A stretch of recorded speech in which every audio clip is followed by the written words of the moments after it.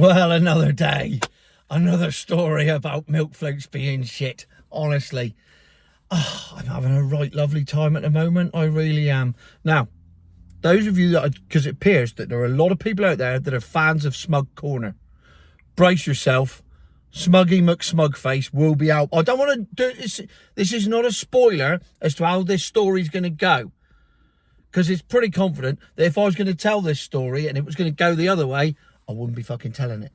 So, any minute now, not any minute, in about, I don't know, judging on my material, I would imagine about 10 or 11 minutes time, I'm going to move from here and I'm slowly going to, and I'll be back here again. Basking in the sunshine that is currently bathing Smug Corner. But first, we got to get there because life is a journey. Speaking of journeys, what a segue that was. Speaking of journeys, What Car magazine, that I think, is an industry leader and can be trusted to do accurate tests. It's not like me doing a test to prove that I can take the piss out of something. It's a test proving that these things do exactly what I say they do. So, What Car took 3 cars to Spain to see how they would perform in hotter weather. Obviously, we've had a lovely summer, but it hasn't been between 32 and 44 degrees all summer, has it? In Spain, it has. So, the lovely people at What Car took 3 milk floats over to Spain to drive a 200-mile journey.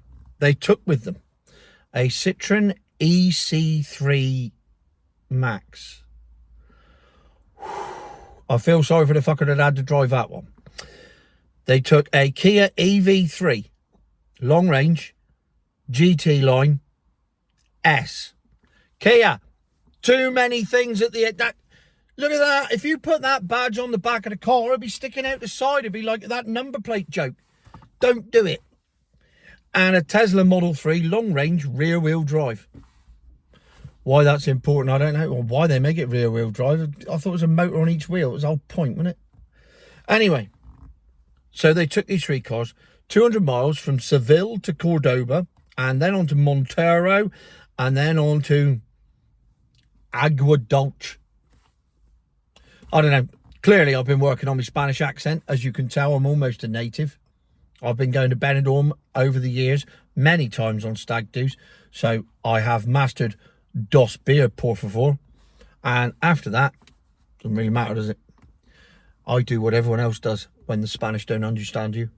Shout louder. So, to prove that this was a scientific test, I've got the parameters of the test here. All 3 cars were kept at ambient temperature overnight. In other words, they weren't put in underground garages. They kept them all in the same place, so they all had the same temperature conditions to make it a fair test. Tyre pressures were adjusted daily to the manufacturer's recommended tyre pressures for each car. The climate control was set at 21 degrees. I can tell you right now, there's the fucking spanner in the works. You've turned the climate control on. The fact, 21? I don't think I've ever had my climate control that high. There's only one setting in this car, and that's 2, actually. There's hot and bastard freezing. And as my missus, who was sat there a minute ago and turned the aircon off before we got home, and I had to open the pissing window, it's bastard freezing in here. So that's why that temperature setting is definitely bastard freezing. So, and crucially, all 3 cars were charged to 100%. Not my rules. What car? I think you're fine. Nobody charges above 80%. I couldn't give 2 fucks. They charged to 100%.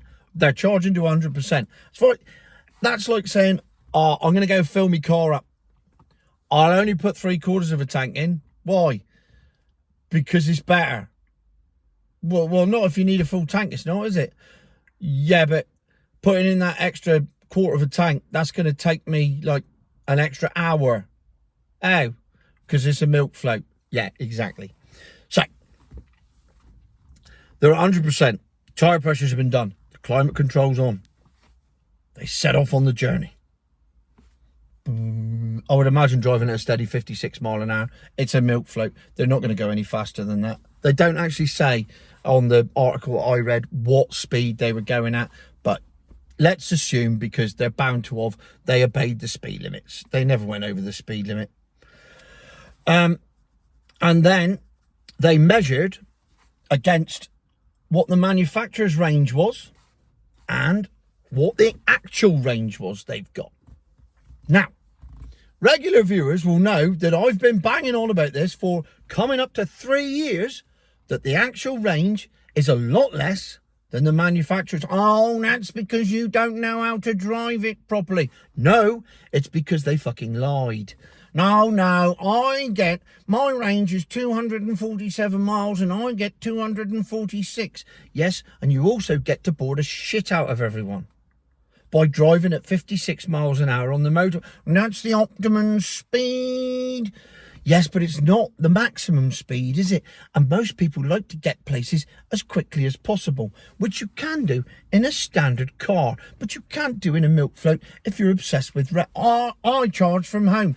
Don't get me fucking started on that. How'd you do that if you went to Spain then? Toss pictures. Hey, you can't. Right, move on. So, off they go. Now, the results are going to blow your mind. Not because they did less. I mean, we all know they did less. Otherwise, I wouldn't be sat here talking about it. It's not about how much they did less. It's about which cars did less the most. See, this is why I should be on TV presenting science programs. Which did less the most? Well, I'm going to tell you, because we're not going to have this in suspenders any longer. The best performing one was the Citroen. Manufacturer's range, 199. Actual range under those conditions, 142. It only lost 29% of its range. Sorry, let's put that another way. It lost a third. Hey? So if you drive a diesel that does 45 to the gallon in hot weather, it's going to drop to 30 to the gallon just because it's a bit warm outside. No, it's fucking not. It's just not. But that's the best one. Now, the Kia EV3 long range GT line S has a manufacturer's range of 362 miles, which, you know, you don't need me to tell you that's total bollocks. What you need is what car to tell you, because it only did 246 miles. That's a 32% drop. However, the worst performer, the crowning turd in the Spanish sewage system. Oh, that's not easy to say, is it? I'll have another go. Let me put my tooth back in. The crowning turd in the Spanish sewage system. There we go, that's better. The Tesla Model 3, a long-range RWD, which has the manufacturer's range is 438 miles. And the actual range achieved was 244 miles. That's 44% less for a bit of sunshine. Oh, and having your climate control on. I keep telling you, climate control is the killer. Weirdly, a vehicle designed to save the climate is ruined by the climate. What a beautiful paradox that is. Anyway, so the conclusion is, should you want to drive 200 miles across Spain in a heat wave in a milk float, get yourself the Citroen C3, EC3 Max. It does better than the Kia EV3 and the Tesla 3, except for one thing. The C3 only had a range of 199 to start with, so it was always pushing it to get to the destination of 200 miles away on one charge. It didn't manage it, because after 142, it had run out. So at 3%, they had to pull over in Montaro on 3% of battery and find somewhere to charge quickly. However, this is true. This is all in the article. I don't even need to make this shit up. The only 50 kilowatt charger in Montaro was in use. So they had to wait 45 minutes for Mary to finish charging his milk float so they could charge their milk float. Standard practice for a milk floater. I think you'll find if he'd used Zap Maps, he could have planned his journey better, etc. You see, you're missing the fucking point. Anyway, then they managed to plug her in, and it only took 1 hour and 14 minutes to get to 80%. Now, here's the thing. Because they were doing the charge to 100% to make the figures more accurate, they then had to put it on charge again to go up to 100%, which took a further 34 minutes. Meaning, from the time they pulled off the Spanish motorway, don't know what the Spanish motorway is called. It's not the Autobahn, is it? Motorway. There you go. By the time they pulled off, until the time they got back on, 2.5 hours. It's the future. It's the future, isn't it? 2.5 hours. Never mind the fact that it's 2.5 hours in 32 to 44 degree heat. And while the car's charging, if you're going to put the climate control on to keep cool, you're basically a self-fulfilling prophecy, because it's going to take even fucking longer to charge. 2.5 hours. So you don't want one of them.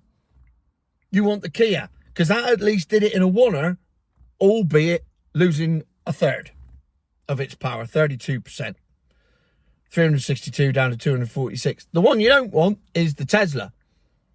Though it did get there in one, though using half of what it had.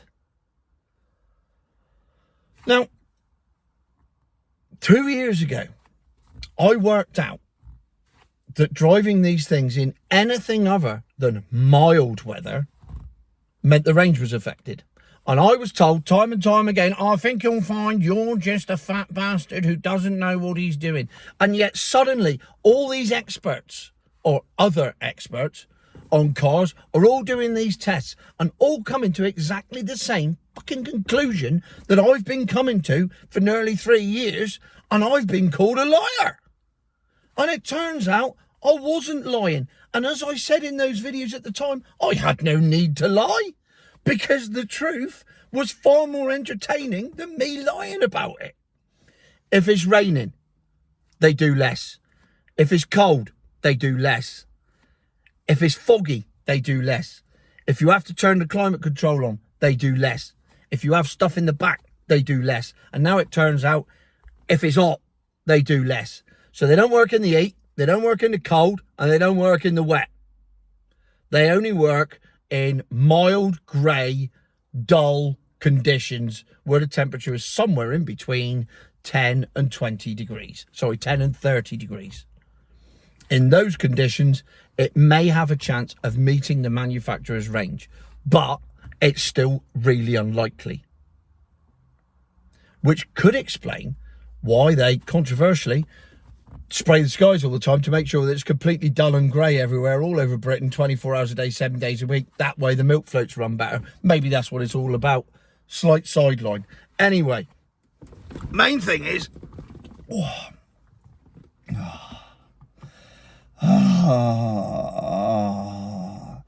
I mean, I can't begin to tell you how comfortable it is here in smug Cornwall, whilst you bask in the glory of looking at my fat, smug face. Because it turns out that now they're doing all the long-range tests, and they're doing all the tests that I was just doing as I was driving cars around the country and saying that this was happening. Now they're doing them for real, and they're getting exactly the same results that I got, and I was called a liar for it. And it turns out I was telling the truth all the time, and I had no need to lie about anything. Oh, it feels good. I mean, I gotta be honest, it's a bit hot over here in Smug Corner at the moment, and I'm starting to sweat a bit. But I'm going to stay here. I got no reason to leave Smug Corner, because I have been vindicated like you wouldn't believe. I have been vindicated beyond vindication. I am the Vindicee of Smug Corner. Look at me, Smuggy McSmugface, the Vindicated. I might have it put on a t-shirt. I might have it tattooed on my arm. Oh man, it feels good, doesn't it? So there you are. In conclusion, for the best part of 3 years, I have been testing electric cars and coming to the conclusion that under any adverse weather conditions, they do not achieve the range that they should achieve, and they achieve significantly less.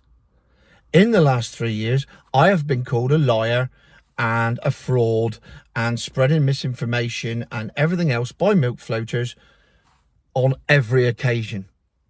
And now it turns out I was right. And it's the What Car survey.